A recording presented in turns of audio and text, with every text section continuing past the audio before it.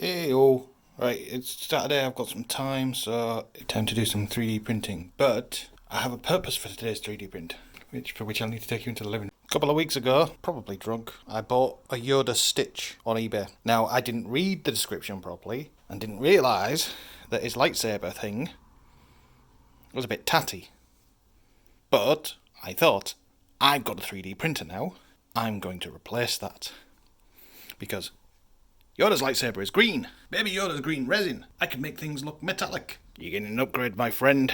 So, let me finish getting this done in its basic setup, and then we'll jump onto the PC and start looking at models. So, quick detail while I'm actually doing the cleanup and setup of this thing. I am paying for being lazy. Last weekend, I printed some stuff out, and I know that it's safe to leave the resin in the vats, but I clearly hadn't done enough to make sure that the resin that was left in the vat was in the dark, because I just went to stir the resin like you're supposed to and found a layer of it had cured in the bottom of the vat. So if I hadn't spotted that and just stirred it, this print would have failed outright. You can leave the resin in the vats apparently, but you have to get lids for them, and I don't have any lids yet, so I won't be doing that again. So yeah, all the sludge cleaned out of the tank. That just isn't going through the paint filter at all, so that's just resin that would have caused problems. Okay, so if we're going to do this, the first thing we're going to need to know is what size this is, so that I can make sure that I make the hilt the right size for him. It needs to be in scale, basically. So I'm going to have to do some unstitching. Now, I don't have any sewing equipment, may have to acquire some, but for now, Gundam clippers. Okay, so I've got it loose. A little bit more stitching than I expected, but that's fine. We need to take some measurements. So, again, not having proper equipment, that means this tape measure will have to do. But first thing I need to know is how long is the hilt, because that's the bit that I'm going to print out first, because I've got black resin in the tank, and I need to know. The question is, so it is about, say, just over 1.5 centimeters wide. Saying that's a bit squished, so yeah, so 1.5 centimeters wide and about 4.5 centimeters deep, 5 centimeters deep. Okay, we can work with that. So that's a rough thing. Obviously, if it needs to be a little bit bigger or a little bit wider, I don't think that matters, because what we can do is just restitch his hand to hold it, or even just super glue the damn thing in place. But we have our size, we have our thing, now to find a model. Okay, so we switched to the computer now, and as you can see, I have gone and Googled what Yoda's lightsaber looks like, because, well, that little toy one doesn't really give an idea. It's very simplistic because it's a stuffed toy. So yeah, this is what we need to find. Now, I don't have the skills to model all of this yet, so I'm not going to. I'm going to show you what I do to find models. So there are a couple of places you go to look for models like this, and they are obviously Thingiverse and My Mini Factory. Okay, so these are two very, very popular websites for 3D models. So let's try Yoda lightsaber here. Got a few examples here. There, that one looks good, so open that tab. That looks pretty shiny, so let's open that tab as well. And that one as well. Okay, so they're the three we're going to look at from Thingiverse, because I'm sure one of them might fit the job. Yoda lightsaber. Again, we got through a few examples here. That's not Yoda's lightsaber. That's Yoda's lightsaber. That's that one. That looks like it's got all kinds of finicky things to it to do the LEDs, so let's not bother with that one. Okay, so let's look at this one. Now, this looks like a good lightsaber, but the problem for me here is that this has been exploded into parts, and because I'm printing it that small, a parts-based one is no good for me. Eventually I will make something parts-based. So one of these prints soon is going to have to be a multi-part build, because, well, I've got an idea of what I want, so you're immediately discounted. This one The print images they've used are not great, but let's look at it in this. So there, gone into the 3D view, and it's componentized. So yes, again, not really what I'm looking for this time, so not my mini factory. Okay, we've got this one, which looks like it's a single piece lightsaber, so that's good. Okay, so you're an option. You're the one from the other website, so you're in parts. So looks brilliant. When I build one for myself, maybe, but no, not this time. And we've got this one that looks better. Okay, so thingy view. So I like this one. I do like that you can do this on the websites. This one as a much simpler. It just looks better than this one. Yeah, they've both got the raisy thing. This guy's top is a bit more rounded, which is right, but this guy's, you know what, this is close enough for the size that I'm going to print it. So what I'm going to do is download that one. Okay, and now I'm going to switch over to a new program that I didn't use last time. Okay, so after a bit of reading, one of the things that I learned is that the models you get off Thingiverse aren't always complete, which is why they get a bit finicky to print sometimes.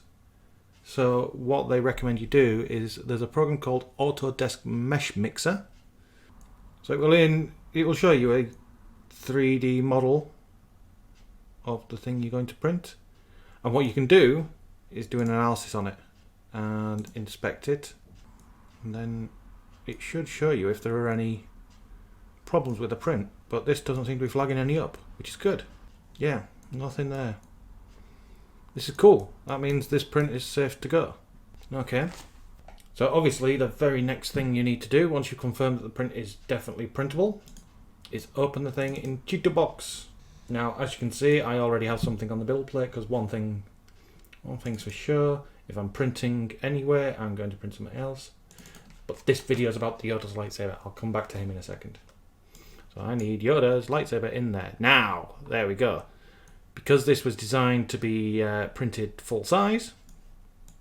Ooh, I'm intrigued to see if that would actually fit in the print bed. It does. Oh, this might be the one that gets printed for. I'm going to put him over here for now. And I need to scale him, basically. So I need him to be 5 centimeters long. So this is in millimeters, so 50 millimeters. That to me looks a bit big on the diameter still, so I'm gonna go with 4.5. yeah, so that makes it 4.5 centimeters long and 1.2 centimeters wide. That sounds about close to what we came out with sizes on lightsaber. Because this is going to be on a stuffed toy, I'm going to hollow it, which is nice. And if it's hollow, it needs holes. So add a hole. Where's a good spot to add a hole to this? There, because that's going to be hidden with the lightsaber beam when I print that out. So that is my lightsaber hilt, ready to print. To explain this guy in the middle, one of the things on 3D printers is you can print out movable models, and it's been one of the things on my list to do. And I found this cute octopus model. Its model name is Cute Octopus, so that's. But look at him! Look at him! He's an octopus, and his legs will wiggle if my printer does it properly. That's what the test is. We'll come back to him once he's printed. Yeah. Now the question is, do I want to throw some other things on the build plate? Do I want to risk it? Because I've got all of this space. In fact, if I auto layout them, there's all of that real estate there that I could print something else out in, possibly. Give me a second to look through my 3D models, and I'll see if I'm going to stick something else on the print bed.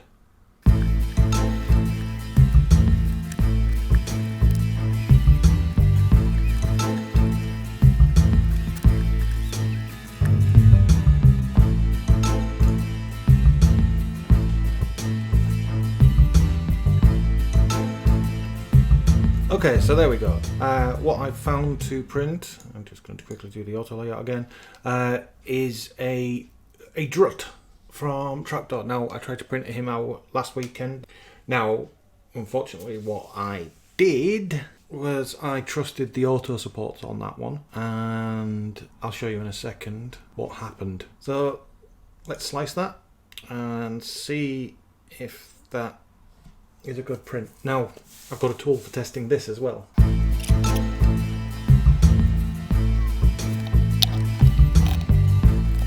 Okay, so that's successfully saved. Next program. So we need to leave Cheaterbox. Oh no, we're not going to leave Cheaterbox, we're going to leave it open. There's another program that I discovered since the last time I recorded one of these videos, and that is Photon Validator. Now, this was designed for the Anycubic Photon, which is another resin printer. But what it does is analyzes prints to see if there's analyzes print files to see if there's any issues in it, and it will scan the file and see if it can find any layer in this that is a floating layer, and it will tell me if there's anything massively wrong with the print job before I even take it into the other room and get it printing. So we've got unsupported islands in layers 1, 1, 6. Okay, can I zoom out? Okay, so you're talking about a little pixel there. So we're talking the odd little clip here, which is what I would kind of expect. What I'm looking for is large blocks of red. So there's a few bits on the internals of these hollows. Okay, nothing's looking horrific. The legs I was a bit worried about because they're fuzzy. We'll have to see how they turn out. Because aside from Drut's hairy legs, this is the bit that I think I was worried about the most. The top, we're getting to the top of the lightsaber now. I want to make sure that there's no massive red block appears when it starts printing out the blade guard, the little hovering bit on the side. Okay, so that looks fine, which is cool. I'll take that. So yeah, I'll take that. It doesn't look like there's any major faults in it, which means I don't have to fix it. Now, this program apparently can fix all those problems, but I'm not going to risk it. I will come back and fix it if something goes wrong. Now, to the printer. Okay then, so resin's in. Let's get this beast going. And this is 5 and a bit hours. So I'm going to go have some lunch. And I'll come back probably around when I have dinner. So while that prints, I'll show you some of the things that I did last week. So last week I didn't record a video because I didn't feel like it. Sorry for the wobble. My chair moved. And I printed out a mixed bag of stuff. I just basically had the build plate and filled it. First things I printed out were some trapdoor characters. So we've got here one of the worms. And I need to look at this again because it printed out beautifully. The model is perfect. Does bugger stand up? And this other worm,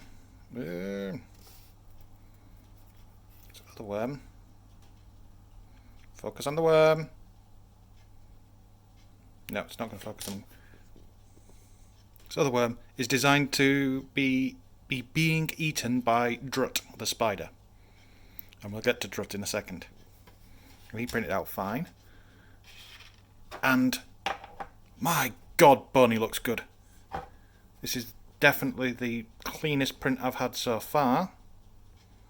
A little scuffed up around the back there. A couple of marks where the supports had to go in, but I can sand them off really easily if I wanted to paint this guy, which I might.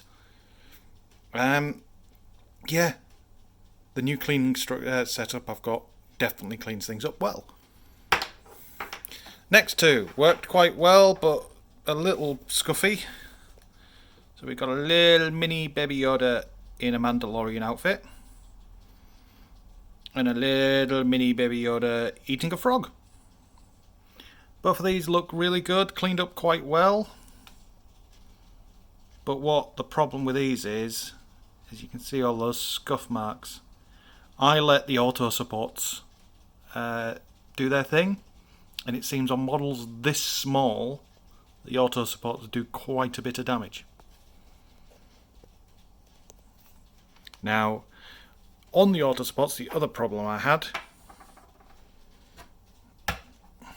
is Drut. Now Drut, as you saw in the 3D model, has fuzzy legs. And I printed him this way up, thinking, oh, that'll be good. It's a good idea. He'll print out well, and I'll be able to just take the supports off. And what happened is I trusted the auto supports, and the auto supports ripped his bloody legs off. It just didn't know the difference between a support and a leg. It was too fused together. So his body looks awesome. And that's definitely Drut. I mean, look at that shit-eating grin. But yeah, he's got no legs. So let's try again. This is a good thing. I'm enjoying that things don't happen perfectly every time. Then, Lord only knows what fucking happened here. So this was meant to be Baby Yoda holding a holocron. And the only thing I can think is that, yeah, that half came loose and didn't adhere to the bed properly, but the other half did. So that it printed out, and that was floating around, and then it eventually caught up and then started merging the print. No idea. Absolutely no clue what the hell happened here, but it looks quite cool. And we'll see how. I'm hoping to God that all these prints work. But we'll see. The only one that really matters is the lightsaber. As long as the lightsaber works, today's been a successful print. Okay, so now we're into the print and things are looking okay, I think. Let's see where we go. I'm just going to top up the resin just in case. Okay, so the print finished and it's had its 30 minutes of training at an angle. Prints look good, that's fine. I'll take the lid off in a second. But I don't know if I showed you this last time. My new clean setup is a couple of little pots. So these are a system of pots, but they're pickling jars. What that makes that good is you get these baskets in them, so you can lift in and out your resin. So same pattern, rough pattern as before. So first they go into this filthy, the dirty wash. So this is IPA still, but a lot more of it. And you can see here what I was saying before about it all settling. Then to wash off the bulk of the IPA, they go into a quick lukewarm soapy water, and then to wash off the water, they go back into a clean IPA tub. So that's got no filth in it. Now that apparently is the good combination, and then they go over there into the UV lamp. So let's start getting these off the plates and see if we've got a workable lightsaber hilt. Okay, so here's our build plate. The octopus looks fine. Drut looks good. If I can get the supports off him, he'll be great. And the lightsaber hilt looks about right. So let's get them cleaned. Wow. Now I don't know what happened there, but these all really easily came off the build plate, including Drut, who came loose of his supports. So he came off the support structures cleanly before they came off the build plate. That's not meant to happen, but I'll take it. So now I've got a while of shaking this in the IPA to get as much of the dead resin off, and then I will put it through the other two washes, and then you've seen me clean these things. You don't need a step by step. They go in and out of that like so for a couple of minutes. Bit of a brushing, bit of a dip in there, bit of a brushing, 30 seconds in there. You don't need to see that. We'll see you the other side. Right, so that's the cleaning done. As you can see, this is a really cool, really fucking love the detail that this printer can get. I am still amazed that I actually own something that can produce this. So you can see this is about 5 centimeters long. All the details in there. It's come out quite well. It's got a little bit of fluid still inside. It's still leaking from the inside, but it's pretty much dry. Drut is better this time. So this time his legs survived, apart from one. And he's got the same problem in his back. Ugh. But otherwise, he's come out really high detail and really good and better than last time. So I'm calling that a win. I don't mind if he's missing his back leg on one side, because who cares? His teeth survived as well.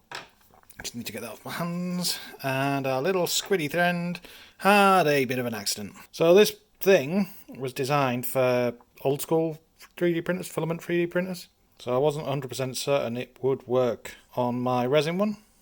But as you can see, apart from being a little bit stiff on one of the legs, where it's seized a bit, yeah, so you can see there, it over cured, but yeah, you can see all the little bits with a little bit of jiggling. You can flick around, which is cool. One of them, so I had to give them a jab, so I basically had to force them to loosen some connections to start with, and one of them I was a bit over exuberant. Basically, I put too much pressure on it and ripped his damn leg off. So that's as stiff as they were before, and then you just had to bend them to start them being able to be bent. And that's cool. The fact that I can print out something that's as flexible as that, I can get the settings right. The options are limitless. But lightsaber was the thing that we were here for today, so just give it another quick wipe and bring back the lightsaber that we're replacing.